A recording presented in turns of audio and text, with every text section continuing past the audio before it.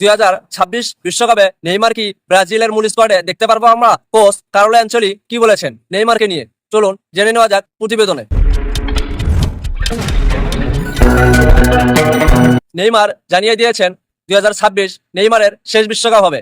Neymar আরো বলেছেন, Messi যদি 35 বছরে বিশ্বকাপ জিততে পারেন তাহলে 2026-এর বিশ্বকাপ নেইমারের শেষ বিশ্বকাপ হবে। 2023 সালে নেইমার ইনজুরিতে পড়ার পর থেকে নেইমারকে ব্রাজিলের জাতীয় দলে আর দেখতে পাওয়া যায়নি। কোচ কার্লো অ্যানচেলি সাফ জানিয়ে দিয়েছেন যে কারো নামের উপর ভিত্তি করে কাউকে স্কোয়াডে রাখা হবে না।